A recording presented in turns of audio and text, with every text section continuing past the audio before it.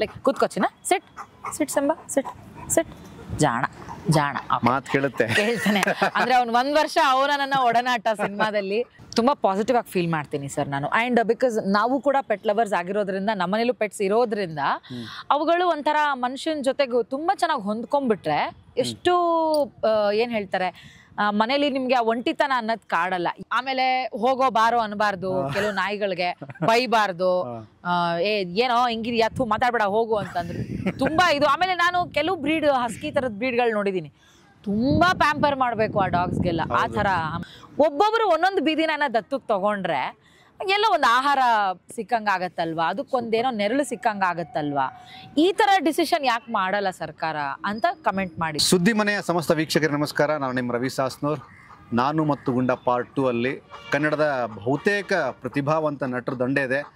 ಅದರಲ್ಲಿ ನಂಗೆ ತುಂಬ ಇಷ್ಟವಾದಂತಹ ನಟಿ ನಯನ. Thank you so much Nayana. Thank you sir, thank you so much. Super. ಪಕ್ಕದಲ್ಲಿ ಇದ್ದಾಗ ಎನರ್ಜಿ ಡಬಲ್ ಆಗುತ್ತಲ್ಲ? ಆಕ್ಚುಲಿ ಹೌದು, ಎನರ್ಜಿ ಡಬಲ್ ಆಗುತ್ತೆ, ಪಾಸಿಟಿವ್ ವೈಬು ಡಬಲ್ ಆಗುತ್ತೆ. ಓಕೆ, ಈ ಸಿನಿಮಾದ ಪಾರ್ಟ್ 1 ಬಂದಾಗ ಅಂದ್ರೆ ಸಾಮಾನ್ಯವಾಗಿ ಕೆಲವು ಕಥೆಗಳಿಗೆ ಆ ಸ್ಟಫ್ ಇದ್ದರೆ ಪಾರ್ಟ್ 2 ಮಾಡೋಕ್ಕೆ ಸಾಧ್ಯ. ಆ ಸಾಧ್ಯತೆಗಳು ಈ ಸಿನಿಮಾದಲ್ಲಿ ಇತ್ತು ಅಂತ ನಿಮಗೆ ಆ ಪಾರ್ಟ್ 1 ಮಾಡೋಕೆ ಅನ್ಸುತ್ತೆ ಏನಾದ್ರು? ಹೌದು, ಬಿಕಾಸ್ ಯಾಕೆ ಅಂತಂದ್ರೆ KR ಪೇಟೆ ಅಣ್ಣ ಸಿನಿಮಾ ಭಾಗ 1 ಮಾಡಿದಾಗ ನಾವೆಲ್ಲರೂ ಹೋಗಿ ಥಿಯೇಟ್ರಿಗೆ ನೋಡಿದ್ವಿ. ನೋಡಿದಾಗ ಸೊ ಈ ನಮ್ಮ ಗುಂಡನ್ನ ಅವ್ರು ತುಂಬಾ ಚೆನ್ನಾಗಿ ಕಾದು ದೊಡ್ಡವನಾಗೋರ್ಗು ನೋಡ್ಕೊಂಡು, ಸೊ ಬಟ್ ಒನ್ ಟೈಮಲ್ಲಿ ಹೀರೋಯಿನ್ ಪ್ರೆಗ್ನೆಂಟ್ ಆಗಿ ಅವ್ರು ಡೆಲಿವರಿ ಆಗಿ ಮಗು ಬಂದ್ಮೇಲೆ ಅವ್ನು ವಾಪಸ್ ಬರ್ತಾನಲ್ಲ, ಸೊ ಮತ್ತೆ ಬಂದ್ರು ಅಂತ ಏನೋ ಕಂಟಿನ್ಯೂ ಮಾಡಬಹುದು. ನೆಕ್ಸ್ಟ್ ಇವ್ನು ಆ ಮಗುನ ನೋಡ್ಕೋಬಹುದೇನೋ, ಗುಂಡ ಮಗುನ ಟೇಕ್ ಕೇರ್ ಮಾಡಬಹುದೇನೋ ಅನ್ನೋದೊಂದು 50-50 ಡೌಟ್ ಇತ್ತು. ಬಟ್ ಅದು ನಿಜ ಆಗೋಯ್ತು. ಎಕ್ಸ್ಪೆಕ್ಟ್ ಮಾಡಿರ್ಲಿಲ್ಲ ಆ ಸಿನಿಮಾದಲ್ಲಿ ನಾವು ಕೂಡ ಒನ್ ಆಫ್ ದ ಪಾರ್ಟ್ ಆಗಿರ್ತೀವಿ ಅಂತ ಎಕ್ಸ್ಪೆಕ್ಟ್ ಮಾಡಿರ್ಲಿಲ್ಲ. ಬಟ್ ಯೂಶಲಿ ಸಿನಿಮಾಗಳನ್ನು ನೋಡಿ ಬಂದ ತಕ್ಷಣ, ಅಂದ್ರೆ ಫಾರ್ ಎಕ್ಸಾಂಪಲ್ ಯಾವುದೇ ಸಿನಿಮಾ ಆಗಲಿ ಏನಾಗಿ ನೋಡಿ ಬಂದ ತಕ್ಷಣ ಈ ಸಿನಿಮಾ ಪಾರ್ಟ್ 2 ಆದ್ರೆ ಚೆನ್ನಾಗಿರುತ್ತಲ್ಲ ಅನ್ನುವಂತ ಒಂದು ಥಾಟ್ ಬರ್ತಾ ಇರುತ್ತಲ್ಲ? ಹೌದು. ಆ ಥರದ್ದು ಯಾವುದಕ್ಕೂ ಆಗಿದೆ ನಿಮಗೆ ರೀಸೆಂಟ್ ಸುಮ್ಮನೆ ಅಂದಾಜು? ಹಾ ಸರ್, ಲೈಕ್ ತುಂಬಾ ಸಿನಿಮಾಗಳಿಗೆ ಹಂಗ ಅನ್ಸುತ್ತೆ. ಅಫ್ಕೋರ್ಸ್ ಕಾಂತಾರ ನೋಡಿದಾಗ ಹಾಗ ಅನಿಸ್ತು. ಬಿಕಾಸ್ ಆ ಕೆಲವು ಸ್ಟೋರಿಗಳನ್ನ ಹಾಗೆ ಸಸ್ಪೆನ್ಸ್ ಆಗಿ ಬಿಟ್ಟಿದ್ರಿಂದ ಏನಾದ್ರೂ ಹೇಳ್ಬೋದಾ ಮುಂದೆ ಇವರು ಅನ್ನೋ ತರದ್ದು ಹಂಗೆ ಸುಮಾರು ಸಿನಿಮಾಗಳಾಗಿದ್ದಾವೆ. ಲೈಕ್ ಕೂತ್ಕೋಚಿನ ಸಿಟ್ ಸಿಟ್ ಸಂಬ ಸಿಟ್ ಸಿಟ್ ಜಾಣ ಜಾಣ ಮಾತು ಕೇಳ್ತಾನೆ. ಅಂದ್ರೆ ಅವ್ನು 1 ವರ್ಷ ಅವರ ನನ್ನ ಒಡನಾಟ ಸಿನಿಮಾದಲ್ಲಿ. ಸೊ ಹಂಗಾಗಿ ಪಾಪ he is like very obedient student ಅಂತಾರ ಅವನು. ಸೊ ಪಾರ್ಟ್ 2ಗಳನ್ನ ಸುಮಾರು ಸಿನಿಮಾಗಳ ಮುಂಚೆ ಹೆಂಗಿತ್ತು ಅಂದ್ರೆ ನನಗೆ ಯಾಕೆ ಪಾರ್ಟ್ 2 ಎಲ್ಲ ಮಾಡ್ತಾರಪ್ಪ, ಚೆನ್ನಾಗಿರಲ್ಲ, ಒಂಥರ ಫ್ಲೇವರೇ ಇರಲ್ಲ, ಇಂಟ್ರೆಸ್ಟ್ ಇರಲ್ಲ ನೋಡೋದಕ್ಕೆ ಅಂತ. ಬಟ್ ನಂಗೆ ವಿಷ್ಣು ಸರ್ದು ಆಪ್ತಮಿತ್ರ ಆದ್ಮೇಲೆ ಆಪ್ತರಕ್ಷಕ ಸಿನಿಮಾ ನೋಡಿದ್ಮೇಲೆ ಅದೊಂಥರ ಬೇರೆದೇ ಕ್ಯೂರಿಯಾಸಿಟಿ ಬರಕ್ ಸ್ಟಾರ್ಟ್ ಆಯ್ತು. ಆಮೇಲೆ ನನಗೆ ಪಾರ್ಟ್ 2 ಏನಿರುತ್ತೆ, ಏನಿರಬಹುದು, ಏನೇನ್ ಮಾಡ್ತಾರೆ, ಸಿಟ್ ಸಿಟ್ ಸಿಟ್ ಸಿಟ್ ಸಂಬ ಏನೇನ್ ಮಾಡ್ತಾರೆ ಅನ್ನೋದನ್ನ ನಾವು ಹಂಗ್ ನೋಡ್ಕೊಳಕ್ ಸ್ಟಾರ್ಟ್ ಮಾಡಿದ್ವಿ. ಸೊ ಅವಾಗಿಂದ ನಾವು ಸ್ವಲ್ಪ ಪಾರ್ಟ್ 2 ಅಲ್ಲಿ ಏನಿರುತ್ತೆ ಇಂಟ್ರೆಸ್ಟ್ ಕೊಡೋದಕ್ಕೆ ಸ್ಟಾರ್ಟ್ ಮಾಡಿದೆ. ಕೆಲವು ಸಿನಿಮಾಗಳು ಥಿಯೇಟರ್ ನೋಡಿದಾಗ ಹಂಗ ಅನ್ಸಿದ್ದುಂಟು. ಸ್ವಲ್ಪ ಜಾಗ ಖಾಲಿ ಇರ್ಲಿ, ಮತ್ತೆ ಬಂದು ಕೂರ್ತಾ ಇರ್ಲಿ, ಅದು ಇದೆ ಅಂತಾನೆ ಫೀಲ್ ಮಾತಾಡ್ತಾ ಹೋಗಿ. ವಿಷ್ಣು ಸರ್ ಅಂದ್ರಲ್ಲ, ನನಗೆ ಜಿಮ್ಮಿಗಳು ನೆನಪಾಗುತ್ತೆ. ತುತ್ತನ್ನ ತಿನ್ನೋಕೆ, ಅದು ಆದ್ಮೇಲೆ ನಿಶಬ್ದ ಬರುತ್ತೆ. ಅಂದ್ರೆ ಪ್ರಾಣಿಗಳನ್ನು ಕೂಡ ಒಂದು ಮುಖ್ಯ ವಸ್ತುವಾಗಿ ತೋರಿಸಬಹುದು ಅನ್ನುವಂಥದ್ದನ್ನ ತೋರಿಸ್ತಾ ಬಂದ್ರು. ಈ ತರದ ಬೆಳವಣಿಗೆನ ನಯನ ಹೇಗೆ ಫೀಲ್ ಮಾಡ್ತಾರೆ? ಲೈಕ್ ತುಂಬಾ ಪಾಸಿಟಿವ್ ಆಗಿ ಫೀಲ್ ಮಾಡ್ತೀನಿ ಸರ್ ನಾನು. ಅಂಡ್ ಬಿಕಾಸ್ ನಾವು ಕೂಡ ಪೆಟ್ ಲವರ್ಸ್ ಆಗಿರೋದ್ರಿಂದ ನಮ್ಮನೇಲೂ ಪೆಟ್ಸ್ ಇರೋದ್ರಿಂದ ಅವುಗಳು ಒಂಥರ ಮನುಷ್ಯನ ಜೊತೆಗೆ ತುಂಬಾ ಚೆನ್ನಾಗಿ ಹೊಂದ್ಕೊಂಡ್ಬಿಟ್ರೆ ಎಷ್ಟು ಏನ್ ಹೇಳ್ತಾರೆ ಮನೇಲಿ ನಿಮ್ಗೆ ಆ ಒಂಟಿತನ ಅನ್ನೋದ್ ಕಾಡಲ್ಲ. ಯಾರಿಲ್ದೇ ಇದ್ರು ಆ ಥರದವ್ರು ಯಾರೋ ಒಬ್ರು ನಮ್ಮನ್ನ ಕೇರ್ ಮಾಡೋರು ಬೇಕು. ಫಾರ್ ಎಕ್ಸಾಂಪಲ್ ಈಗ ನನ್ನ ಮನೇಲೂ ವಿ ಹ್ಯಾವ್ ಪೆಟ್ ರಿಂಕಿ ಅಂತ ಹೇಳಿ. ಅವಳು ಹೆಂಗೆ ಅಂತಂದ್ರೆ ಮನೇಲಿರೋರು ಎಲ್ಲಾರು ಮನೆಗ್ ಬಂದ ಮೇಲೆ ರೂಮ್ಗೆ ಹೋಗಿ ಮಲ್ಕೋತಾಳೆ, ಅಲ್ಲಿವರೆಗೂ ಅವಳು ಬಂದ್ ಮಲ್ಗಲ್ಲ. So that is a way she take cares of us. ಹಂಗ್ ನೋಡ್ಕೋತಾಳೆ ಮನೇಲಿ ಇರೋರು ಎಲ್ಲರೂ ಮನೆಗ್ ಬಂದ್ರ ಅಂತ ಗೊತ್ತಾಗತ್ತ ಅವಳಿಗೆ. ಯಾರು ಗಾಡಿ ಶಬ್ದ ಅದು ನಮ್ಮ ಮನೆದ ಬೇರೆಯವ್ರದ ಅಂತ ಗೊತ್ತಾಗತ್ತೆ ಅವಳಿಗೆ. ಅಷ್ಟು ಸೂಕ್ಷ್ಮ ಇರ್ತವೆ ಪ್ರಾಣಿಗಳು. ಸೊ ಅದನ್ನೆಲ್ಲ ನೋಡ್ಬೇಕಾದ್ರೆ ನಮ್ಗೆ ಹೆಂಗುರು ಮಾತೇ ಬರ್ದೇ ಇರೋ ಜೀವಿ ಅದು, ಹೆಂಗೆಲ್ಲಾನು ಸೆನ್ಸ್ ಮಾಡುತ್ತೆ, ಹೆಂಗೆಲ್ಲಾನು ನೆನ್ಪಿಟ್ಕೊಳತ್ತೆ ಅಂತ ಹೇಳಿ. ಸೊ ಇದೊಂಥರ ಬೇರೆದೇ ಆರಾ ನನಗೆ. ಒಂಥರ ಖುಷಿ ಇದೆ. ಬಿಕಾಸ್ ಚಿಕ್ಕವರಿದ್ದಾಗ ನಾವೆಲ್ಲರೂ ಈ ಪುಟಾಣಿ ಏಜೆಂಟ್ 1, 2, 3 ನೋಡ್ಬೇಕಾದ್ರೆ, ಈ ಸಿಂಹದ ಮರಿ ಎಲ್ಲ ನೋಡ್ಬೇಕಾದ್ರೆ ಆ ಗಿಣಿ ಮಾತಾಡೋದು, ಆ ಕೋತಿ ಎಲ್ಲ ಹೆಲ್ಪ್ ಮಾಡೋದು, ಆಮೇಲೆ ಆ ನಾಯಿನೂ ಅವ್ರು ಊರ್ ಬಿಟ್ಟು ಹೋದಾಗ ನಾಯಿನೂ ಜೊತೆ ಕರ್ಕೊಂಡು ಹೋಗ್ತಾರೆ, ಅತ್ತಗೊಂಬ ಇತ್ತಗೊಂಬಂದ್ ಅದ್ ನಿಧಾನಕ್ಕೆ ಹಿಂಗ್ ಕ್ರಾಲ್ ಮಾಡ್ಕೊಂಡ್ ಬರೋದು, ಇಂಥವೆಲ್ಲ ನೋಡಿದಾಗ ನಿಜವಾಗ್ಲೂ ಈ ಥರದ್ ಇರ್ತಾವ ಪೆಟ್ಸ್ಗಳು ಅಂತ ನಮ್ಗೊಂದು ಡೌಟು. ಚಿಕ್ಕ ವಯಸ್ಸಲ್ಲ ನಾವು ಆದಿ ಬೀದಿಲಿ ಹೋಗೋ ನಾಯಿ ಮರಿಗಳನ್ನೆಲ್ಲ ಮನೆ ಕರ್ಕೊಂಡ್ಬಿಡೋದು, ನಾವು ಅದಕ್ಕೆ ಟ್ರೈನ್ ಮಾಡೋದು, ಕುತ್ಕೋ ಜೀವ ಹಿಂಡಿ ಅದು ಹಿಪ್ಪೆ ಮಾಡಾಕಿರ್ತೀವಿ. ನಮ್ಮ ಮನೇಲೆಲ್ಲ ಬೈಯೋರು, ಮೂಕ್ ಪ್ರಾಣಿಗಳನ್ನೆಲ್ಲ ಹಂಗೆ ತಗೊಂಬಂದು ಹಿಂಸೆ ಮಾಡಬಾರ್ದು, ಪಾಪ ಅವಕ್ಕೆ ಬಾಯಿಲ್ಲ ಹೇಳೋದಕ್ಕೆ, ಆ ಥರ ಎಲ್ಲ ಇದ್ ಮಾಡಬಾರ್ದು ಗೊತ್ತಾ, ಅದೆಲ್ಲ ಪಾಪ ತಟ್ಟುತ್ತೆ ಹಂಗೆ ಹಿಂಗೆ. ನಾವು ಅದೆಲ್ಲ ನಮ್ಗೆ ಗೊತ್ತಿಲ್ಲ, ನಮ್ಮ ಮನೇಲಿ ಒಂದು ನಾಯಿ ಇರ್ಬೇಕು, ಅದು ಪುಟಾಣಿ ಏಜೆಂಟ್ ಜರ್ಮನ್ ಶೆಪರ್ಡ್ ತರ, ಅದು ಏನಾರು ಮಾತಾಡ್ಬೇಕು ಅಂತ ಆ ಥಾಟಲ್ಲಿತ್ತು.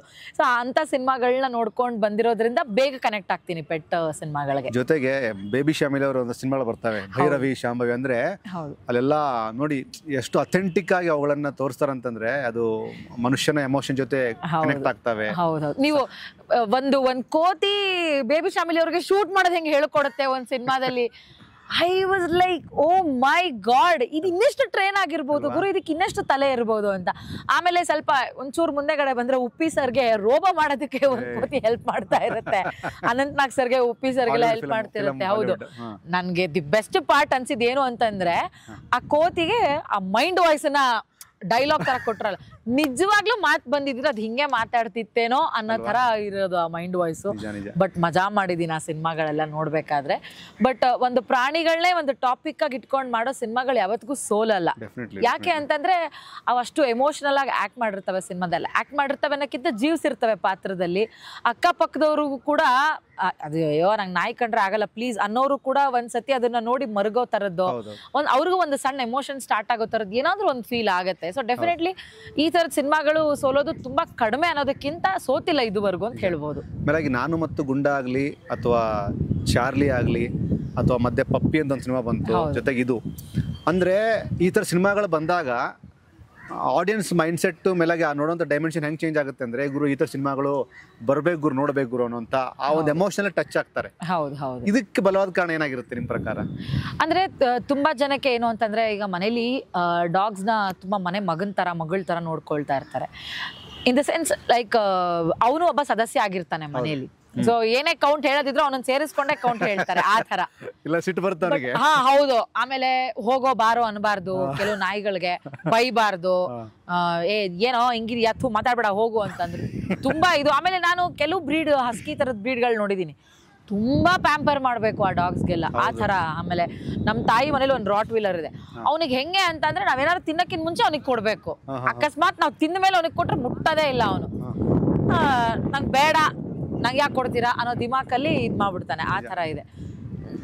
ನನಗೆ ಹೆಂಗೆ ಅನ್ಸುತ್ತೆ ಅಂತಂದರೆ, ಈ ಕೆಲವರು ಈ ಬೀದಿ ನಾಯಿಗಳನ್ನ ಇತ್ತೀಚೆಗೆ ಕೆಲವು ಇನ್ಸಿಡೆಂಟ್ ಆಯಿತು, ಬೀದಿ ನಾಯಿಗಳನ್ನೆಲ್ಲ ಇದು ಮಾಡಬೇಕು, ಬೇರೆ ಕಡೆಗೆ ವರ್ಗ ಮಾಡಬೇಕು ಅಥವಾ ಅದಕ್ಕೇನೋ ಸಾಯಿಸ್ಬಿಡ್ಬೇಕು ಅಂತೆಲ್ಲ ಯೋಚನೆ ಮಾಡಬೇಕಾದ್ರೆ ಕೆಳಗಡೆ ಕಮೆಂಟ್ ಸೆಕ್ಷನಲ್ಲಿ ತುಂಬ ಜನ ಈ ಥರ ಯೋಚನೆ ಮಾಡೋ ಬದಲು ಸ್ವಲ್ಪ ಥಿಂಕ್ ಪಾಸಿಟಿವ್, ನಮ್ಮ ಹಾಗೆ ಅವುಗಳಿಗೂ ಕೂಡ ಬದುಕೋ ಅರ್ಹತೆ ಇದೆ, ಬದುಕೋ ಯೋಗ್ಯತೆ ಇದೆ. ಯಾಕೆಂದ್ರೆ ತುಂಬಾ ನಿಯತ್ತಿರುವಂತಹ ಪ್ರಾಣಿಗಳವು. ಒಬ್ಬೊಬ್ರು ಒಂದೊಂದು ಬೀದಿನ ದತ್ತಕ್ಕೆ ತಗೊಂಡ್ರೆ ಎಲ್ಲ ಒಂದು ಆಹಾರ ಸಿಕ್ಕಂಗಾಗತ್ತಲ್ವಾ, ಅದಕ್ಕೊಂದೇನೋ ನೆರಳು ಸಿಕ್ಕಂಗಾಗತ್ತಲ್ವಾ, ಈ ಥರ ಡಿಸಿಷನ್ ಯಾಕೆ ಮಾಡಲ್ಲ ಸರ್ಕಾರ ಅಂತ ಕಮೆಂಟ್ ಮಾಡಿದ್ರು. ತುಂಬ ಖುಷಿ ಆಯಿತು, ನನಗೆ ತುಂಬ ಇಷ್ಟ ಆಯಿತು ಅವರು ಆ ಥರ ಕಮೆಂಟ್ ಹಾಕಿದ್ದಕ್ಕೆ. ಆ್ಯಂಡ್ ತುಂಬ ಜನ ಅದನ್ನ ಅಕ್ಸೆಪ್ಟ್ ಮಾಡ್ಕೊಂಡ್ರು ಕೂಡ. ಇವತ್ತಿಗೂ ನೋಡ್ತೀವಿ ನಮ್ಮ ಏರಿಯಾದಲ್ಲೆಲ್ಲ ಸುತ್ತಮುತ್ತ ತುಂಬ ನಾಯಿಗಳಿದಾವೆ, but we feel so secured. ನಾವು ಮಧ್ಯರಾತ್ರಿಲಿ ಬಂದ್ರು ಅಂದ್ರೆ ಅವಕ್ಕೆ ನಮ್ಮ ಜೊತೆಗೆ ಒಂದು ಒಡನಾಟ ಬೆಳೆದ್ಬಿಟ್ಟಿದೆ. ನಾವು ಮಧ್ಯರಾತ್ರಿಲಿ ಬಂದ್ರು ನಮ್ಗೊಂದು ಸೇಫ್ಟಿ ಸೆಕ್ಯೂರಿಟಿ. ಯಾಕೆಂದ್ರೆ ಜೋರ ಗಾಡಿ ಓಡಿಸ್ಕೊಂಡು ಹೋಗಂಗಿಲ್ಲ ನಾಯಿಗಳಿದ್ದಾಗ, ಕಿರ್ಚ್ಕೊಂಡು ಮಾತಾಡೋ ಹಂಗಿಲ್ಲ, ಓಡೋಗೋದು ಆ ಥರದ್ದೆಲ್ಲ ಮಾಡಂಗಿಲ್ಲ. ಅಫ್ಕೋರ್ಸ್ ಆ ಥರದ್ದೆಲ್ಲ ಮಾಡಿದ್ರೆ ಈಗ ಮಧ್ಯರಾತ್ರಿಲಿ ಕಳ್ಳ ಏನ್ ಮಾಡ್ತಾನೆ, ಯಾರನ್ನಾರು ನೋಡಿದ್ರೆ ಯಾರಾಗ ಸಿಕ್ಕಾಕೊಂಡ್ರೆ ಅಂದ್ರೆ ಓಡ್ತಾನೆ, ಆ ಓಡೋರ್ನ ಹೋಗಿ ಹಿಡಿತಾವಲ್ವಾ. ಸಿಂಬಾಲಿಕ್ ರೀಸನ್ ಅದು ಅಲ್ವಾ. ಆಮೇಲೆ ಈಗ ಅಕಸ್ಮಾತ್ ನಾನೇ ಹೇಳೋದು, ಯಾವತ್ತೂ ಇಲ್ದಿರೋ ನಾಯಿ ಸಡನ್ ಆಗಿ ಒಂದಿನ ತುಂಬಾ ನಾಯಿಗಳೇನೋ ಸಡನ್ ಆಗಿ ಬೊಗಳ್ತಾ ಇದೆ ಅಂತಂದ್ರೆ ನೀವು ಟಕ್ಕಂತ ಎಚ್ಚರ ಆಗಿ ಆಚೆ ಕಡೆ ಬಂದು ನೋಡ್ತೀರಲ್ವಾ, ಏನೋ ಒಂದು ಡೇಂಜರಸ್ ಏನೋ ನಡೀತಾ ಇದೆ, ಏನೋ ಒಂದು ಅನಾಹುತ ನಡೀತಾ ಇದೆ ಅಂತಂದ್ರೆ ದೇ ವಿಲ್ ಹೆಲ್ಪ್ ಯು ಅಲ್ವಾ. ಸೊ ಅದು ಕೂಡ ಹ್ಯೂಮನ್ ಬೀಯಿಂಗಿಗೆ one of the friend, one of the security guard, body guard ಎಲ್ಲವೂ ಆಗಿದೆ. ಆ ಥರದ್ದು ಏನಾದರೂ ಒಂದಷ್ಟು ಚೇಂಜಸ್ಗಳಾಗಬೇಕು ಅನ್ನೋದು ನನ್ನ ಆಸೆ. ಸೊ ಪ್ರತಿಯೊಬ್ಬರು ಅದನ್ನ ಒಂದು ಇನಿಷಿಯೇಟಿವ್ ತಗೋಬೇಕು. Though you don't like them, at least ಅವುಗಳನ್ನ ಅವು ಪಾಡಿಗೆ ಸ್ವತಂತ್ರವಾಗಿ ಜೀವಿಸೋದಕ್ಕೆ ಬಿಡಿ ಅಂತ ಅಷ್ಟೇ. ಮೇಲಾಗಿ ಟ್ರೇಲರ್ ಅಲ್ಲಿ ನೋಡಿದಾಗ ಏಜ್ ಆಗಿರೋ ಗೆಟಪ್ ಇದೆ ನಿಮ್ದು, ಜಿಜಿದೆಲ್ಲ. ಆಕ್ಚುಲಿ ನಯನಾಗೆಲ್ಲ ಏಜ್ ಆಗೋದೇ ಇಲ್ಲ, ಆಗ್ಲೂಬಾರ್ದು. ಆದ್ರೆ ಒಂದು ದೊಡ್ಡ ಸಮಸ್ಯೆ ಅಂದ್ರೆ ಗುರು ಏಜ್ ಆಗ್ಬಿಡ್ತು ಗುರು ನಯನಾಗೆ. ಇಲ್ಲ ಸರ್, ಖಂಡಿತವಾಗ್ಲೂ ಏಜ್ ಆಗಲ್ಲ. ಏಜ್ ಆದ್ರೂ ಆಗದೆ ಇದ್ರು ನಾನು ಯಾವಾಗ್ಲೂ ಹಿಂಗೆ ಇರ್ತೀನಿ ಅಷ್ಟೇ.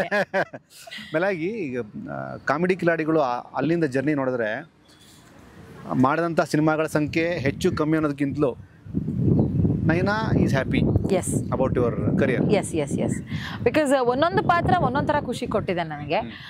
ಒಂದೊಂದು ಸಿನಿಮಾದಲ್ಲಿ ಒಂದೊಂದು ಥರ ವಿಭಿನ್ನವಾಗಿ ನಟಿಸೋದಕ್ಕೆ ಅವಕಾಶ ಕೊಟ್ಟಿದ್ದಾರೆ. ಬಟ್ ನನಗೆ ಒಂದು ಚಿಕ್ಕ ದುರಾಸೆ ಏನಪ್ಪ ಅಂತಂದರೆ ಸ್ವಲ್ಪ ಬೇರೆ ಥರ ಒಂಚೂರು ವಿಲನ್ ಕ್ಯಾರೆಕ್ಟ್ರು, ಒಂದು ಸ್ವಲ್ಪ ಎಮೋಷನಲ್ ಕ್ಯಾರೆಕ್ಟರ್ಗಳು ಆ ಥರದನ್ನು ಕೂಡ ಪ್ಲೇ ಮಾಡ್ತೀವಿ. ಅಂದರೆ ನಮ್ಗೆ ಕೆಪಬಿಲಿಟಿ ಇದೆ ಅಥವಾ ನಾವು ಟ್ರೈ ಮಾಡೋದಕ್ಕೆ ಅಥವಾ ಅದನ್ನು ಒಂದು ಚಾಲೆಂಜಾಗಿ ತೊಗೊಳ್ಳೋದಕ್ಕೆ ನಾವು ರೆಡಿ ಇದ್ದೀವಿ. ಸೊ ಆ ಥರದ್ದು ಒಂದು ಚಾನ್ಸ್ ಬೇಕು ಅನ್ನೋದು ನಾವು ಎಕ್ಸ್ಪೆಕ್ಟ್ ಮಾಡ್ತಾ ಇದ್ದೀವಿ.